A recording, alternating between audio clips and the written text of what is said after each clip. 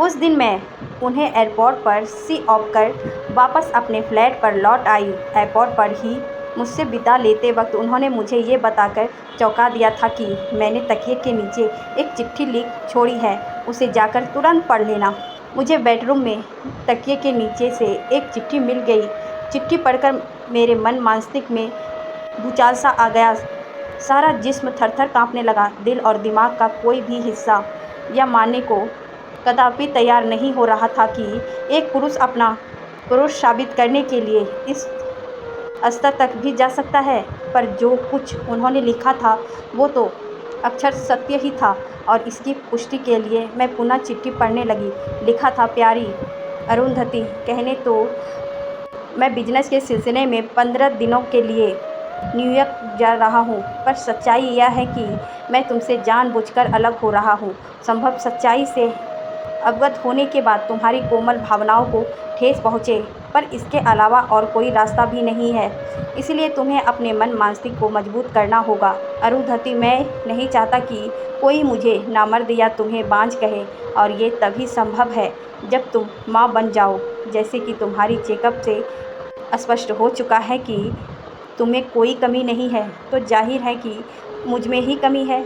तुम माँ बनने में सक्षम हो, पर मैं पिता बनने में नहीं। मैंने सुना है कि वंश को आगे बढ़ाने के लिए ऐसी परिस्थितियों में पति के भाई या मित्र या भी सहारा लिया जा सकता है, और इसमें कोई पाप नहीं, क्योंकि हिंदू शास्त्रों में भी शायद इस बात का जिक्र है कि इसीलिए तुम्हें भी मजबूरीवश ये कठोर कदम उठाना होगा। जैसे कि तुम जानती हो कि आज शाम की गाड़ी से मेरा छोटा भाई चेतन ग्रेजुएशन की परीक्षा देकर 15 दिनों के लिए घूमने यहाँ बम्बई हमारे पास आ रहा है।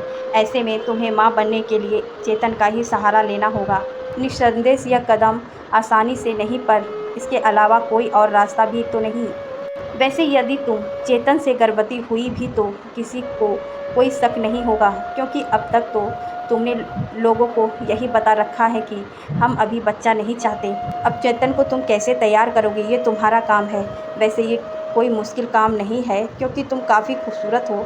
चेतन भी जवान है, उस पर तुम दोनों पहले से ही काफ़ी बेतकलीफ़ हो। इसके अलावा अवसर व एकांश सब कुछ तुम दोनों के पक्ष में रहेगा।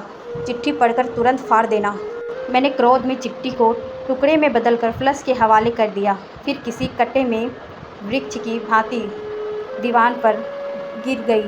मन मस्तिष्क में विचारों की तीव्र आंधियाँ चलने लगी। आखिर उन्होंने ये सोच कैसे लिया कि मैं इस कठोर कदम के लिए तैयार हो जाऊंगी? कहीं ये कोई चाल तो नहीं चल रहे हैं? हो सकता है ये इस तरह मुझे चरित्रहीन साबित करके मुझसे अलग होना चाहते हो, पर ये ऐसा क्यों करेंगे जबकि कमी संभवतः इन्हीं में है, और फिर ये मुझ पर पूरी तरह जान भी बिछावर करते हैं। पर क्या इस कठोर कदम से मैं स्वयं अपनी ही दृष्टि में नहीं गिर जाऊंगी? क्या ये सारी बातें भविष्य में हमारे दाम्पत्य पर प्रतिकूल असर नहीं डालेगी? पर यदि मुझे एक बांझ के रूप में नहीं जीना है तो इसके अलावा और कोई रास्ता भी तो नहीं। पर क्या चेतन इस कदम के लिए तैयार हो जाएगा? और यदि इन 15 दिनों में हम दोनों के बीच वैसे कुछ नहीं हुआ तो क्या उन्हें विश्वास होगा? स्वयं से सवाल जवाब करते करते ना जाने कब थोड़ी देर के लिए आंख लग गई। जब आंख खुली तब मन मस्तिष्क ने अतीत के पन्नों को पलटना शुरू कर दिया। 5 साल पहले मेरी शादी दिल्ली में प्रभात से हुई थी। प्रभात का मुंबई में गारमेंट्स का इम्पोर्ट एक्सपोर्ट का काम था। शादी के बाद मैं कुछ महीनों तक दिल्ली अपनी ससुराल में रही। फिर प्रभात मुझे मुंबई ले आए। उन्होंने पहले से ही वर्सोवा में एक सुंदर फ्लैट ले रखा था। हमारी ज़िंदगी बड़े मज़े से कटने लगी। हम दोनों कम से कम 3 साल तक कोई बच्चा नहीं चाहते थे।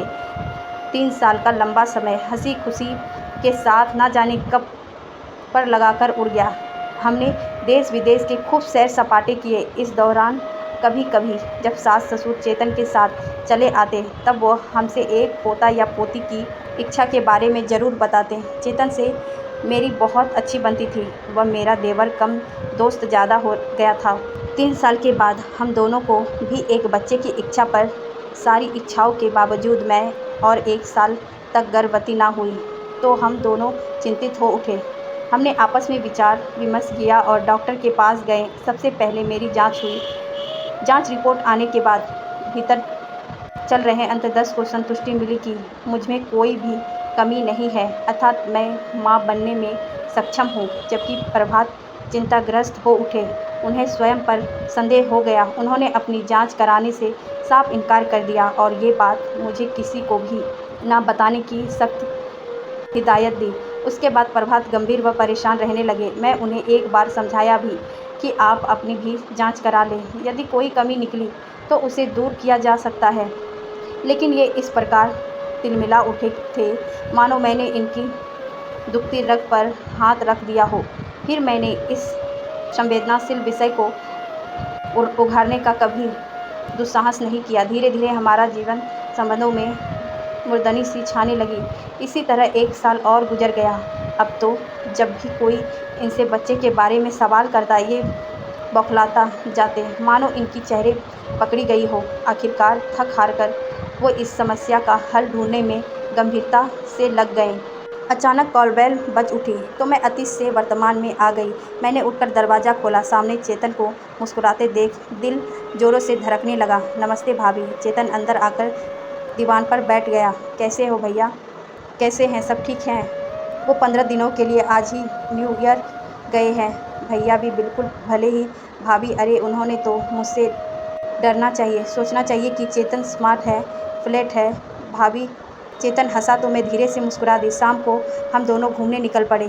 फिर तो ये सिलसिला सब बन गया। देर रात तक हम मुंबई घूमते, होटलों में डिनर लेते, फिर अपने अपने कमरे में आकर सो जाते। कभी कभी पल दो पल के लिए ही मेरा झुकाव चेतन की ओर होता, पर अगले ही पल मेरी अंतरात्मा मुझे झंझोर कर वापस खींच लाता। चेतन मेरे चंचल स्वभाव से भली भांति वाकिफ था, पर इस बार उसे मेरी खामोशी विचलित किए दे रही थी। कई बार वह इसका कारण चाहकर भी ना जान सका, पर जब मेरी खामोशी उसके लिए एहसान हो गई, तब उसने मुझे प्रभात की कसम दे दी। मुझे उसे सच्चाई बतानी पड़ी। सब कुछ जानने के बाद उसके मस्तिष्क पर सन्नाटा छा गया। मैं मुँह फेर कर सिकसिकाने लगी। अचानक चेतन के इस सवाल ने मुझे चौंका दिया। इस बारे में तुमने क्या फैसला किया है? मैं क्या फैसला करूं? मैं तो इस वक्त उस दोराहे पर खड़ी हूं, जहां से एक रास्ता गहरी खाई की ओर और दूसरा रास्ता अंधे कुएं की ओर जाता है। मैं जाऊं तो कहां जाऊं? एक तीसरा रास्ता भी है भाभी। आप दोनों चाहें तो अनाथालय से एक बच्चा गोद ले सकते हैं, पर वो ऐसा नहीं चाहते तो मैं भी नहीं। भाभी, तुम भैया को समझाओ कि वह तो चाहते हैं। यह बिल्कुल अनुचित है। इस कदम से तुम खुद अपनी ही नज़रों में गिर जाओगी और उन्हें भी आजीवन ये एहसास कचोटता रहेगा कि वो बच्चे के असली पिता नहीं हैं और माँ बनने के लिए तुमने किसी गैर पुरुष का सहारा लिया है। भविष्य में ये बातें आप दोनों को दाम्पत्य को तबाह भी कर सकती है। इसलिए मेरा मानो तो आप दोनों किसी अनाथालय से एक बच्चा गोद ले लो। वैसे मुझे इस बात का बहुत दुख है कि भैया ने मेरे और तुम्हारे बारे में इतनी घिनौनी बात कैसे सोच ली। काश उन्हें ये एहसास होता कि मैं तुम्हें सिर्फ भाभी नहीं, माँ सम्मान भी समझता हूँ। चेतन के शब्दों ने मुझे लोवश पुनः रोने पर बांधाई कर दिया। धीरे धीरे 15 दिन गुजर गए। प्रभात न्यूयॉर्क से लौट आए। उनके आने के 1 दिन बाद चेतन दिल्ली लौट गया। चेतन के जाने के बाद हम सामान्य रूप से रहने लगे। उनके व्यवहार से ऐसा लग रहा था मानो कुछ ही हुआ ही ना हो। मैंने अवसर देखकर उस चिट्ठी के बारे में जिक्र करना चाहा कि वो जैसा लिखकर गए थे वैसा कुछ नहीं हुआ, पर ये कुछ भी सुनने को तैयार नहीं थे। शायद उन्हें बुलाने हो रही थी। अचानक अगले ही महीने मुझे 1-2 दिन उल्टियाँ हुए और कई बार जोरों से चक्कर आए। उन्हें फ़ौरन डॉक्टर बुलवा लिया। मुझे देखने के बाद डॉक्टर ने जो कुछ कहा, उससे ऐसा लगा जैसे मेरे ऊपर कोई खुशियाँ भरा बम फट पड़ा हो। मैं गर्भवती थी। ऐसे समय पर गर्भवती होने का इत्तेफाक मेरी समझ में नहीं आ रहा था। ये भी ऊपर से तो खुश दिख रहे थे, अंदर से संदेह से घिरे हुए थे। मैंने उनके संदेह को शीघ्र ही दूर कर देना ठीक समझा और एकांत में मिलते ही इनका हाथ अपने हाथ में लेकर कहा, अगर आप ये समझ रहे हैं कि मेरे गर्भ में जो अंश है उसकी वजह कोई और है तो ये आपकी भूल है। ये अस्तित्व का जन्मदाता और आप ही हैं। चेतन व मेरे दरमियान वैसा कुछ नहीं हुआ। और फिर आपने ये सोच भी लिया कैसे कि मैं मातृ सुख के लिए अपनी अपनी पवित्रता और पतिव्रता को दांव पर लगा सकूं? भला तुम्हें सफाई देने की क्या ज़रूरत है? इसके लिए तो तुम्हें मैंने स्वयं ही प्रेरित किया था। पर सच्चाई तो यही है कि मेरे गर्भ में पल रहा अस्तित्व आपका ही है और उसे अभी ही अस्तित्व में आना चाह रहा है ना। ये व्यंग से मुस्कुरा दिए। अच्छा इत्तेफाक है। हाँ, इस इत्तेफाक से पर मुझे भी घोर आश्चर्य है। पर ये इत्तेफाक ही है और कुछ नहीं। बकवास कर रही हो तुम। अचानक इनका स्वर तेज हो गया। इस तरह तुम शायद ये साबित करना चाहती हो कि तुमने गर्भवती होने के लिए कोई अनुचित कार्य नहीं किया। साथ ही मेरी कमी को जताने हुए भी उस पर ज़बरदस्ती पर्दा डालने का एहसान मुझ पर करना चाहती हो। मुझे दुख है कि आपके मन मस्तिष्क में हीन भावना घर कर गए हैं और ये सब उसी की उपज है। आपके मन में यह हीन भावना घर कर गए हैं कि आप अधूरे पुरुष हैं। इसमें गलत ही क्या है? अगर मैं सक्षम होता तो क्या 2 साल कम होते हैं जिसके दौरान हमने लाख चाहा पर तुम गर्भवती नहीं हुई? आप ये क्यों भूलते हैं कि आपने अभी तक अपना चेकअप नहीं करवाया? हो सकता है हम दोनों की कुछ कमियां रही हो जो इन 2 वर्षों में स्वतः ही दूर हो गई हो, या फिर ये इत्तेफाक कभी भी मेरे गले नहीं उतर सकता। देखो अरु, मैं तुम्हें दोषी नहीं ठहरा रहा। मैं तुम्हारे बच्चे को अपना ही नाम दूंगा। बस तुम ये मान लो कि इसका बाप मैं नहीं, चेतन है। अगर तुम इसे स्वीकार कर लोगी तो मैं कभी इस बात का जिक्र नहीं करूँगा। पर जो अस्तित्व है उसे मैं कैसे स्वीकार कर लूँ? तुम तो ज़बरदस्ती मुझे दोषी ठहरा रहे हो। प्रभात, हीन भावना से तुम्हारा विवेक खो गया है। मैं संयुक्त की सीता तो नहीं जो अग्नि परीक्षा दे सकूं। पर सच्चाई क्या है ये तुम अपने भाई से भी पूछ सकते हो। इसकी ज़रूरत भी क्या है जब सच्चाई सामने है? उसके 15 दिनों यहाँ रहने के बाद ही तुम गर्भवती हुई। क्या इससे भी बड़ा कोई सबूत है? वक्त गुजरने लगा। हमारे बीच ये विवाद तुल पकड़ता गया जो दीमक की भांति हमारे दाम्पत्य को चौंटाने लगी। ये अब जब भी दफ्तर से आते अलग कमरे में जाकर सो जाते और मैं रात भर तन्हाई में करवटें बदलती रहती। सुबह ये देर से उठते और जल्दी ही ऑफिस के लिए खाना हो जाते। डॉक्टर ने मुझे तनावग्रस्त रहने की बजाय खुश रहने की हिदायत दी थी ताकि बच्चे पर इसका प्रतिकूल प्रभाव ना पड़े। पर मैं तो दिन ब दिन अधिक तनावग्रस्त होती जा रही थी। मेरी समझ में नहीं आ रहा था कि आखिर इस समस्या का क्या समाधान हो सकता है। कैसे इनके दिमागों से हीन भावना और शक का जहर निकाला जा सकता है। धीरे धीरे जब इनकी बेरुखी पीड़ा असहनीय हो उठी गई, एक दिन इन्हें ऑफिस जाते वक्त मैंने रोक लिया। आखिर इस तरह कैसे और कब तक चलेगा? क्यों बेवजह मुझे और स्वयं को सजा दे रहे हो? क्या हो गया है आपको? क्यों अपने ही हाथों ही अपना बसा बसाया आशियाना उजाड़ना चाहते हो? ये कैसे हीन भावना है जो आपको अपनी ही वास्तविकता से दूर किए जा रही है? काफ़ी देर तक मैं सकती रही और ये शून्य में निहारते रहे। फिर ना जाने किस भावना से वशीभूत होकर इन्होंने मुझे कहा, सुनो, तुम दिल्ली चली जाओ। तुम्हें वैसे भी अब देखभाल की ज़रूरत है। वहाँ सभी लोग हैं।